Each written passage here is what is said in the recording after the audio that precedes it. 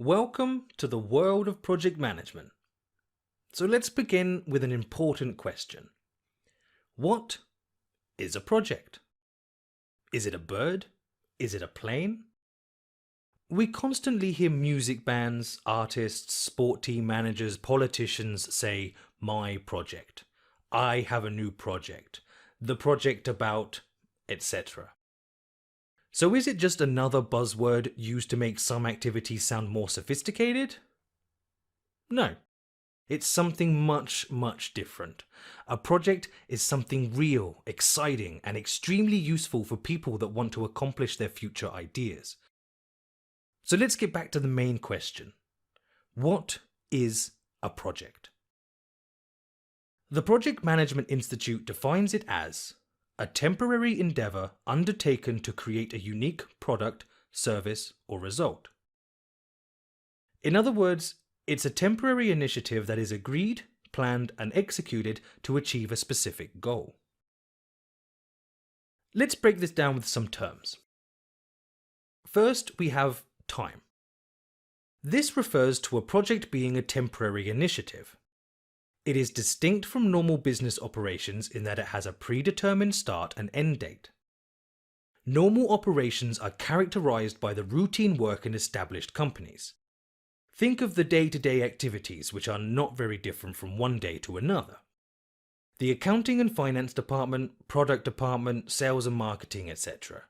There is no end date assigned to these repeating activities. Projects, on the other hand, have a strict expiry date. Then there is the specific goal you wish to achieve with the project. You can think of it as the output of a project. This output can be a product, like construct a new office building, a service, like outsource a call center, or a result, such as improve an existing business process. The output, together with the work done to create it, is called project scope. The scope of each project is unique. There can be project outputs that are similar, building an exact same house but in a different place, for example. But the fact that the land and location are different is enough to change the project's scope. The architects and engineers will need to adapt their construction accordingly, changing the way the project work will be done. If the work and the output are the same, this will not be a project. The scope will not be unique, and it will be a regular business process. The third key attribute is cost, which is the resources specifically dedicated to accomplishing the goal in mind. These three attributes form the project management triple constraint. Time, scope, and cost are dependent on each other. After determining them at the start, if one of them changes, it will trigger a change in one or both of the others. For example, let's say that you need to pull the end date of your project forward. To do this, you will need to either increase your resources, input, by spending more, or produce fewer products, output, or perhaps even both. So this is the general shape of a project. Remember, a temporary initiative that is agreed, planned, and executed to achieve a specific goal. And it's worth noting that projects are complex initiatives. Going to a new restaurant for dinner is also a temporary activity with a specific goal and limited budget, but it's not a project. It also needs to benefit the business through working in conjunction with a business strategy, which is what we will be discussing next. Thanks for watching.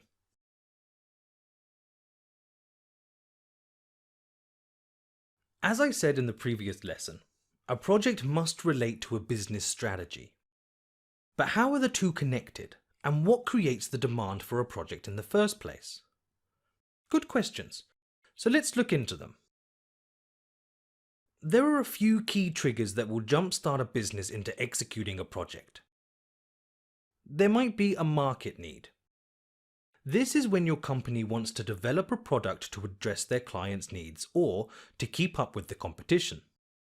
For example, DTM Bank needs to develop mobile banking, as other banks have done, but to get there the bank needs to manage a complex project with various activities like software development, security, financial and privacy regulations, etc. And of course, all under time and budget constraints. If you are too late to introduce it, you risk losing customers. Or there could be a business need. During the financial crisis, for example, many companies had to execute projects to reduce costs, optimize processes, or increase revenues by expanding the customer base just to stay in business. Also, the demand for a project may arise from technological advancement. Technology may advance to the point where your business can be automated or your products need to change. For example, anything you use your smartphone for nowadays. Paying for things, booking a taxi, even ordering lunch surely involved a project. A project may come as the result of a customer request. Say if a key customer requires a tailored service or product. For example, you are a car dealer and your biggest client is a taxi company and they request making your internal systems more compatible with theirs. You are likely to approve such a project. Or due to legal requirements. Regulations and laws change, and the business will need to comply. Social media is a prime example, where laws and regulations are constantly updating as their technology and features advance.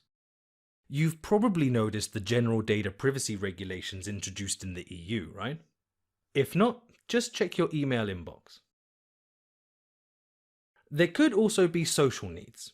These can be anything from digging tunnels to extending hospitals to building an Eiffel Tower. Anything that a government or organisation can do to satisfy a social need. And lastly, there are ecological impact considerations. Companies are often required and obliged to improve their industrial processes to reduce emissions. Many countries have vowed to only allow electric cars on the road by a certain year, a massive project for car manufacturers. See, there are many things that can create a demand for a project, and all have to do with the company's or organization's wider strategy. Once a strategic goal is defined or a need arises, the project will be the instrument to achieve that goal. But needs such as the ones mentioned are not likely to arrive one by one in a timely manner. So how does a corporation choose which ones take priority and deserve a project?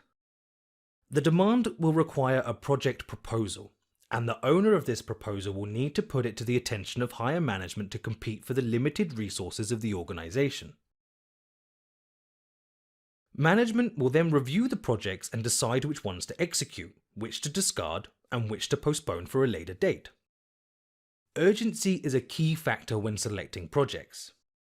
Say, a new regulation is imposed which requires your company to comply with the latest standards or lose their license to work in the country. You can bet that the board of directors will prioritize a project that resolves this first. This process is referred to as project selection. It's an essential task for top management. They must select the projects which bring the most value to the company, financial and non-financial. In the eyes of the board of directors, projects are investments. They use resources, again financial and otherwise, with the objective of seeing a worthwhile return for the business. As you can probably guess, several projects are usually on the go at the same time. That said, when the board of directors is presented with possible projects, they often select several of them and add them into a project portfolio. The board of directors then dabbles in what is called project portfolio management. This is the process of prioritizing projects and the administration and control of large sets of projects and programs. Basically, the objective is to achieve the results and combine resources across projects in an optimal way. Like we said, projects are investments, and with any investment, the preliminary analysis needs to be performed with care. Projects consume enormous amounts of resources, finances, time, effort, and attention. So if they're not aligned with the business strategy, then they're a massive waste, leading to many disappointed stakeholders at best and a bankrupt business at worst. No pressure then. Great. Next lesson, we'll have a look at the project manager themselves and what their role involves. See you there.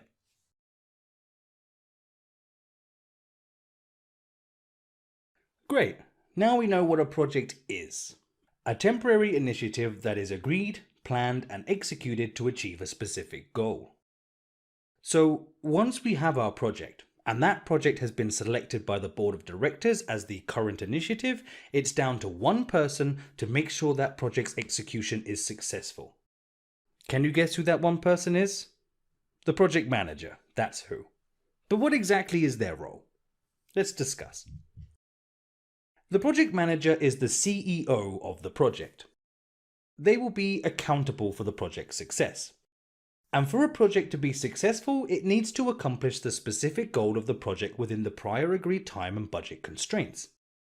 Everything needs to fit neatly into the project management triple constraint triangle, which we looked at in the first lesson, remember? In fact, by assuming the project manager position for a project, the project manager implicitly agrees to work within these constraints and still meet the goal. Now, that's a big responsibility. What if the time frame and budget are insufficient? A project manager can't shoot themselves in the foot and take on a project that is unlikely to be successful. Therefore, when the project management triple constraints are put in place, they must be realistic. It is the project manager's duty to assess a project and deem the constraints practical or otherwise, and if otherwise, they must demonstrate why to whoever proposed the project, and negotiate for additional time, resources, or an adjustment to the goal itself. Of course, a project manager is well within their rights to refuse to head a project if they feel the difference between the set constraints and the realistic expectations is too large. In real life, however, the time and resources will usually be just enough to complete the goal. The project manager's job, then, is to best utilize them. And this is by no means an easy task. And often, project managers will be accountable for multiple projects at the same time. Okay, so we've been throwing around the term accountable, but never actually defined it. What does it mean to be accountable? The formal definition would be to commit to achieve a certain result and then deliver this commitment. Simple enough, but a lot easier said than done. Let's shed light on the magnitude of this commitment. Project managers are accountable not only for their own tasks, but also all the tasks that other parties must work on and complete. This includes the project team members, support functions, managers, vendors, and other stakeholders. Any work that is important for the progress of the project. To achieve successful completion of the project, the manager needs to have full control and visibility on all project-related work and take actions immediately when identifying something is not progressing on track. They will be on hand to help others overcome their barriers and keep them motivated, all on top of their personal daily duties. Wow. Who would be crazy or brave enough to take on such accountability? Your friendly neighborhood project manager, that's who. But they do have some weapons up their sleeve. Their skills, knowledge, and expertise. These will help them make the best decisions and direct the work in the right direction. But more about that in the next lesson.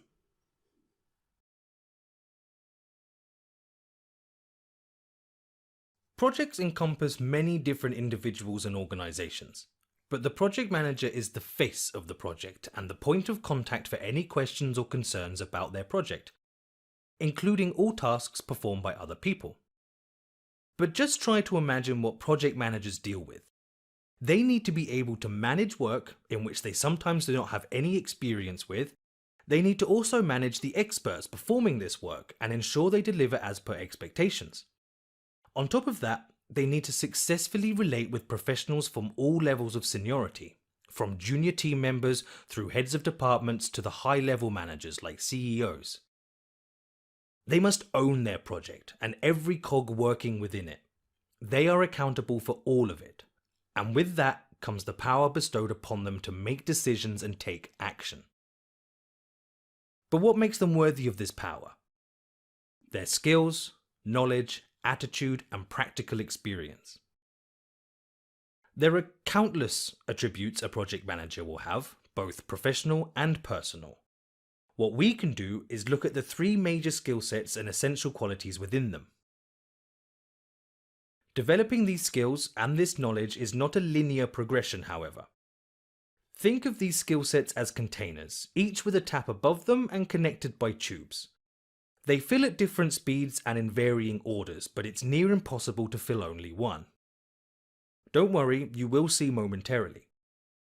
First, let's show you the kinds of skills and knowledge you will find in each container. The first container to fill contains project management and business knowledge. Starting with project manager fundamentals, leading project work, addressing project situations, and knowledge of the project lifecycle. Then you've got planning quality, management of project critical areas, effective communication, work with project management tools and documents. Topping it off with business analysis skills, business acumen, and awareness and knowledge of the project manager industry standards. Good news, we will cover all these key attributes in this course. You will be set up with a solid ground on which to build your future experience in projects. The second container is filled with people and workflow management skills. Examples of these are business analysis, efficient organization of project work, defining who's responsible and the due date, issue resolution skills, people skills, working with stakeholders, and motivating the project team. Good news here too.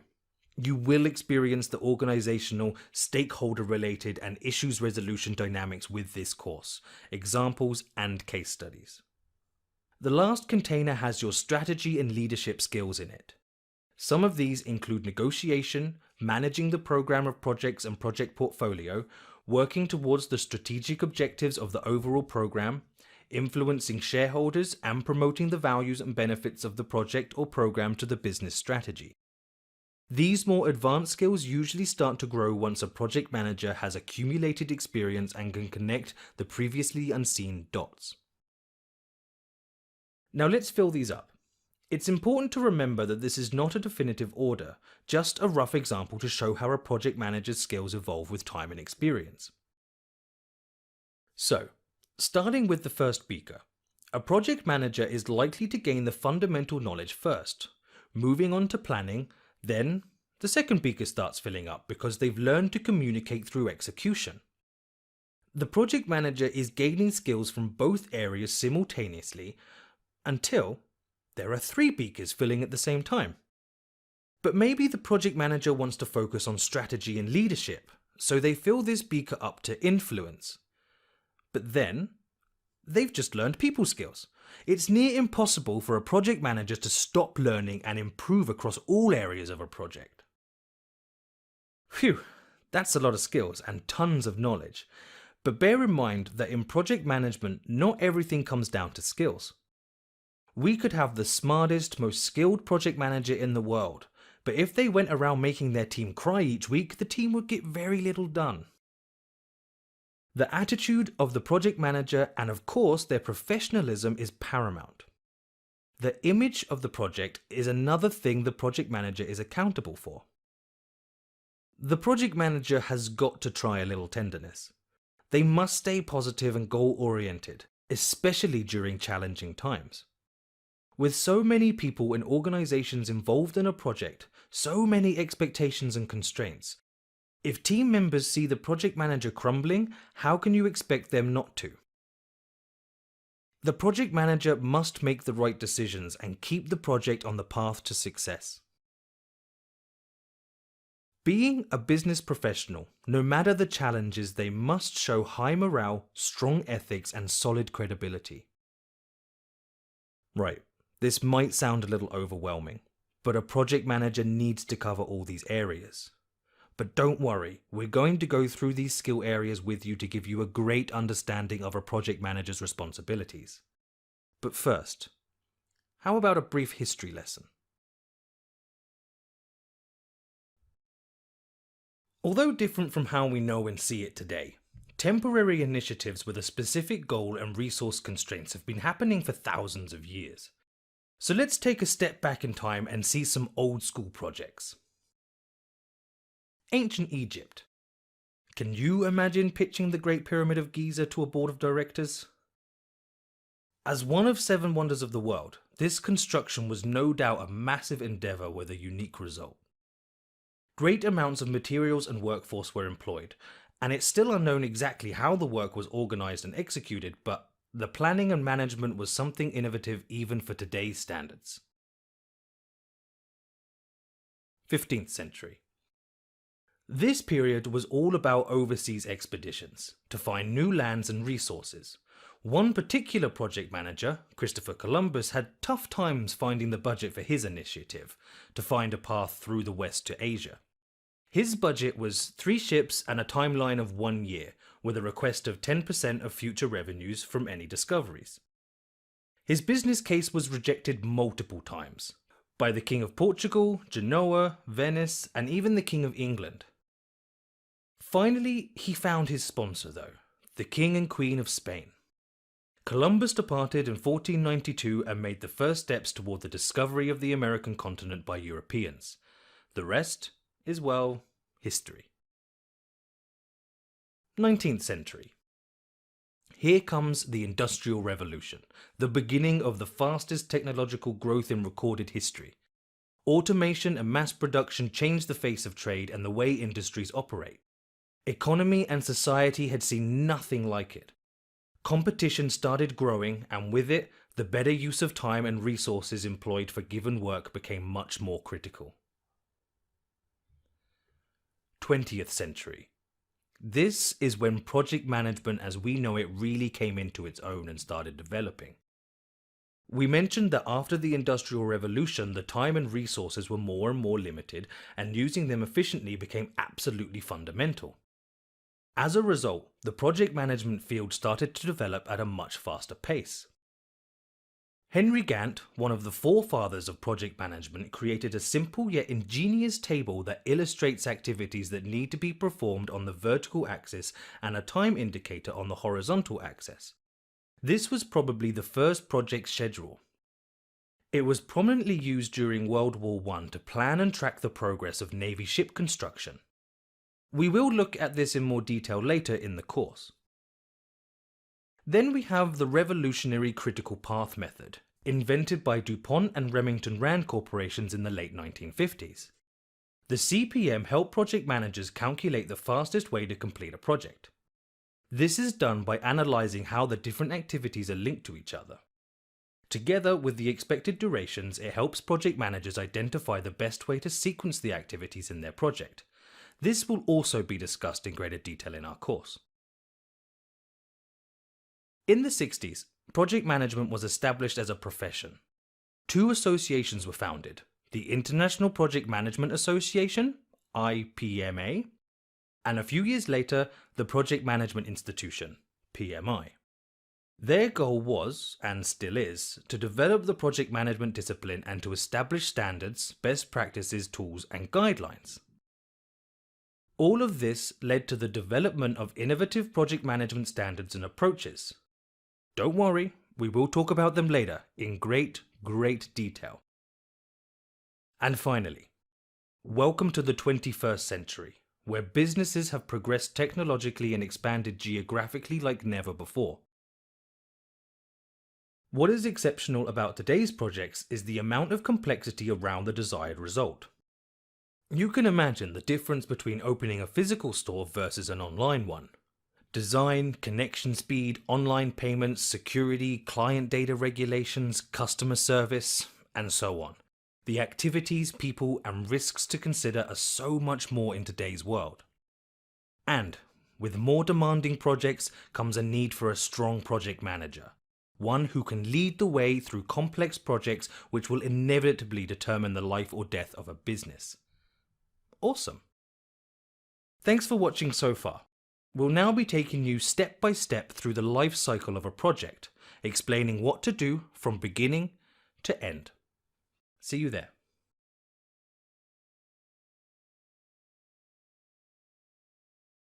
Right, so we've already covered what a project is, why they are executed, what a project manager does, and the skills they have. Plus a little history lesson just for fun. Now, it's an appropriate time to go through some terminology. 5 terms, in fact. We have mentioned most of these already, but a little more detail never hurt anyone, unless we're talking about tattoos. And given that as of next lesson we're diving straight into the life cycle of a project, it'd be best to reacquaint ourselves with some of these. Okay, one term we haven't mentioned yet is the Project Management Office, PMO. This is the name of the department responsible for managing, coordinating and consulting project-related work. In the PMO, you will find project and program managers, project coordinators, analysts and more, all working to ensure the projects of the organization are properly managed. The types of PMO will vary in size and structure from company to company. Some don't even have a PMO. It's usually the organizations that are more dynamic and changing which require a PMO to govern project work. Companies that work predominantly with projects are structured in a way they can easily form teams to execute projects, while industrial companies rarely need to maintain a significant PMO unit. For example, consulting companies are organized almost entirely as a PMO. They need to be able to easily form project teams that are working for different clients. On the other hand, an industrial company producing steel, for example, will have well-standardized operations and would not need to maintain a PMO unit. The role and importance of a PMO unit can also be diverse. A PMO will have a strategic role if they are responsible for project selection and project portfolio management, or it can have a more execution-focused role when given the responsibility to lead the project management. The role is to assist, where the PMO employees help by reporting on project progress and keeping the project work within established standards. Now these other terms we've mentioned, but to recap and expand. Every project has a project team. The project team are the experts responsible for the execution of the work, for example, developers on a software project, or designated managers, coordinators in case of bigger projects, for example, construction workers and the responsible supervisor. In other words, everyone who is directly working on the project. These can be from different departments and can also include external employees or companies and vendors, for example, consultants, coaching professionals, hardware and equipment vendors, etc. Actually, joint teams are created often, connecting employees from more than one company. This is one way to ensure the project team has broader expertise and the capabilities to deliver a more complex project. In an insurance software project, for example, the IT experts would likely be put in a joint team with some insurance professionals from the client organization to work together and ensure the end result is met, both from IT and from the insurance perspective. Great. Next are project stakeholders. All individuals or organizations who participate in a project can influence or are influenced by the project work and results.